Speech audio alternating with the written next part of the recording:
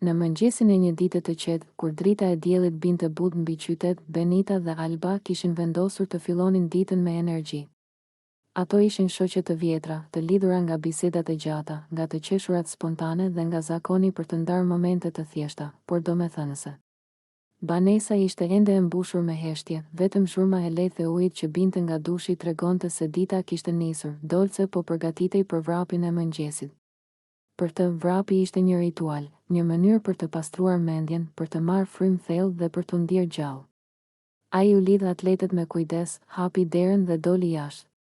Ajri ishte i freskët, rrugët pothuajse bosh.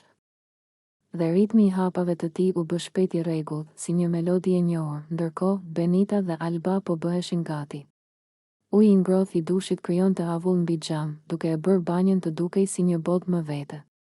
Ato flisnin për gjëra të vogla, për planet e ditës, për kujtime nga e kaluara, për ëndra që ende nuk ishin thënë me zë të lartë. Kishte një qetësi natyrale mes tyre, një ndjesë rehatje që vjen vetëm kur je me njerëz që i njeh mirë. Kur Dolce po afrohej pranë ndërtesës gjatë vrapit të tij, ai hodhi një vështrim rastësor nga dritarja. Xhami, ende pak i mjegulluar nga avulli, linte të kuptojë vetëm lëvizja dhe drita brenda. Ishte një moment i thjeshtë, por i mbushur me ndjenjë. Ai ndjeu një simpati të natyrshme, një vlerësim të qetë për bukurinë e çastit dhe për energjinë pozitive që dukej se vinte nga brenda. Dolce nuk u ndal. Ai vazhdoi vrapin, duke buzëqeshur lehtë, si dikush që sapo ka parë diçka që i ka përmirësuar humorin. Për të, ajo pamje ishte thjesht një kujtesë se jeta përbëhet nga momente të vogla, të papritura, që na bëjnë të ndihemi mirë pa ndonjë arsye të madhe. Pas dushit, Benita dhe Alba u ulën pranë dritares me nga një filxhan kafeje. Drita tashmë ishte më e fortë, qyteti po zgjohej dhe zhurmat e para të ditës filluan të dëgjoheshin. Ato ndiheshin të qeta, të përqendruara, gati për gjithçka që do të sillte dita. Diku më larg, Dolce po e përfundonte vrapin e tij. Djersa dhe lodhja e këndshme i jepnin një ndjesi përmbushjeje. Ai mendoi për ditën që e priste, për njerëzit që do të takonte dhe për atë ndjesinë e thjeshtë kënaqësie që vjen kur fillon ditën mirë. Ishin vetëm 20 minuta, por mjaftuan për të krijuar një atmosferë të plotë, qetësi, energji, mendime të mira dhe një lidhje të heshtur mes njerëzve që, edhe pa folur, ndanin të njëjtin ritëm të jetës. Mbrëmja kishte rënë qetë mbi shtëpi, por qetësia ishte vetëm në pamje të parë.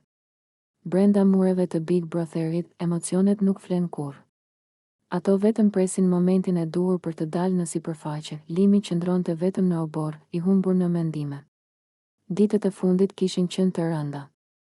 Çdo hap që bënte dukej sikur sillte një pasojë të re. Çdo fjalë e thënë kthehej në temë.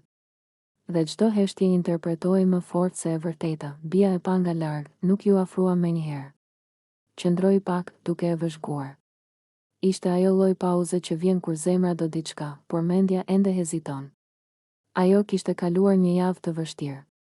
Ishte ndjerë e rrëzuar, e padukshme, e harruar.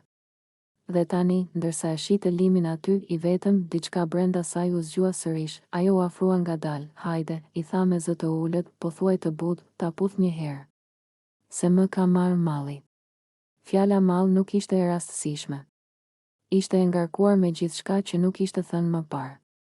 Me netët e gjata. Me pritjet. Me ndjenjën e mungesës që nuk e pranon dot lehtë, limi ngriti syt nga ajo. U befasua. Jo nga afrimi, por nga sinqeriteti. Nuk kishte lojë në zërin e saj. Nuk kishte provokim. Kishte vetëm një dëshirë të thjeshtë për afërsi. Për një moment, asnjëri nuk foli, pastaj ndodhi ajo që ndodhi jo si skenë, por si impuls. Një afrim i ngadalë. Një çast ku gjithçka përreth u zbe. Dhe një puthje që nuk kishte nevojë për përshkrim për t'u kuptuar. Ishte një puthje e ngarkuar me emocione të mbajtura gjatë, me një ndjenjë rikthimi dhe një kohësisht rreziku. Kur u ndan, asgjë nuk ishte më e njëjtë. Bia buzëqeshi lehtë, por sytë e saj tregonin diçka tjetër. Një lloj lehtësimi të përkohshëm. Sikur për disa sekonda, ajo kishte marrë atë që i kishte munguar, vëmendjen. Afërsinë. Ndjesinë se ishte e dëshiruar. Limi, nga ana tjetër, mbeti i ngrirë për pak çaste. Ai e kuptoi menjëherë peshën e asaj që kishte ndodhur. Nuk ishte thjesht një moment. Ishte një sinjal. Një hap që do të sillte reagime. Pyetje. Pasoja, duhej? Pyeti ai më në fund, jo si akuzë, por si dyshim ndaj vetes. Bia ngriti supet lehtë. Ndonjëherë, tha ajo, nuk është çështje a duhet. Është çështje a ndjen. Kjo fjali e la pa përgjigje. Ata u ulën pranë njëri tjetrit, por tashmë distanca ishte ndryshe. Afërsia kishte ndodhur. Dhe tani po vinte pjesa më e vështirë. Përballja me realitetin, kamerat kishin kapur gjithçka. Banorët e tjerë do ta shihnin. Do të flisnin. Do të gjykonin. Dhe diku tjetër, Alba do ta ndjente. Kjo ishte ajo që i rëndonte më shumë Limit. Ai nuk ishte i paditur.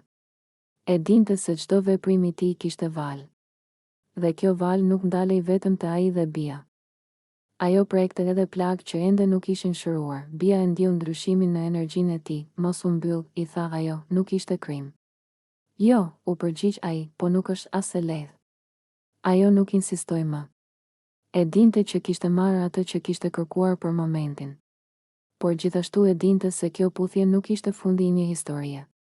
Ishte vetëm një kapitull tjetër në një rrëmuj emocionesh që po bëhej gjithnjë më e ndërlikuar. Më vonë, në dhomat të rrëfimit, Limi foli pak. Nuk e di a ishte gabim, tha ai, po e di që s'ishte e pafajshme. Ndërsa Bia, në anën tjetër, ishte më e drejtë për drejtë, më kishte marrë malli, tha ajo. Dhe nuk desha ta fsheh. Në Big Brother, momentet e tilla ndajnë publikun. Disa i shohin si ndjenja të vërteta. Të tjerë si lojë. Por për ata që janë brenda, ato janë reale. Të ndjera. Të rrezikshme, sepse një puthje mund të zgjas pak sekonda, por pasojat e saj mund të zgjasin shumë më gjatë, dhe atë natë, të gjithë e ndjenë se diçka kishte ndryshuar sërish. Nata kishte kaluar çdo kufi. Ajo që kishte nisur si një përplasje emocionesh, tani ishte kthyer në një kaos që askush nuk po arrinte ta ndalte. Alba nuk ishte më thjesht e lënduar. Ajo ishte e mbingarkuar, e shtyrë në skaj, e verbuar nga ndjenja se po i merrej gjithçka përballë syve. Kur e pa Bian sërish në krevatin Doppio, diçka brenda saj u kaput për herë të dytë atë natë. Mos mu viktimizo mua, i tha me zë të dridhur, por të fortë, mos më bëj mua si kotele. Fjalët nuk dolën nga qetësia. Dolën nga një zemër që nuk po dinte më si të mbrohej. Alba ju afrua me vrull. Situata u përshkallëzua në sekonda. Gjithçka ndodhi shpejt, pa mendim. Pa kontroll. Banorët e tjerë u ngritën nga vendet e tyre. Zërat u përzien. Dritat ndezeshin e fikenin. Bia u rrëzua nga krevati dhe përfundoi në tokë, e tronditur, më shumë nga ajo që po ndodhte sesa nga vetë kontakti. Alba qëndroi për një çast mbi të, e ngrirë, sikur vetëm atëherë të kuptonte çfarë kishte bërë. Fryma i ishte çrregulluar. Duart i dridheshin, por tensioni nuk kishte mbaruar ende. Bia u ngrit dhe, në një përpjekje për të ruajtur dinjitetin, u ul sërish në krevatin Doppio. Një gjest i vogël, por që për Albën ishte si provokimi i fundit. Ajo e pa si sfidë. Si mohim të gjithçkajit që kishte shpërthyer pak minuta më parë. Dhe aty, gjithçka shpërtheu sërish, Alba reagoi pa fjalë. Vetëm me veprim. Një reagim i çastit, i nxitur nga emocionet të grumbulluara prej javësh. Bia përfundoi përsëri jashtë krevatit, në tokë, mes zhurmës, britmave dhe përpjekjeve të banorëve për të ndërhyrë, kaq. Bërtiti dikush, mjaft. Produksioni reagoi menjëherë. Zërat nga altoparlantët ndërprejnë gjithçka. Banorët u ndanë. Situata u vu nën kontroll, por dëmi ishte bërë. Jo vetëm fizikisht, emocionalisht, Alba u tërhoq mbrapa, sikur të zgjohej nga një gjendje ku nuk e njihte më veten. Syt i mbushën me lodh. Jo lodh zemërimi, por lodh frike.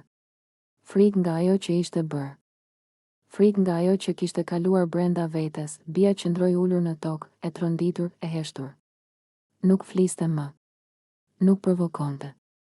Vetëm shikonte përpara, duke u përpjekur të merrte frym normalisht. Kjo nuk ishte më një histori xhelozie. Nuk ishte më një trekëndësh.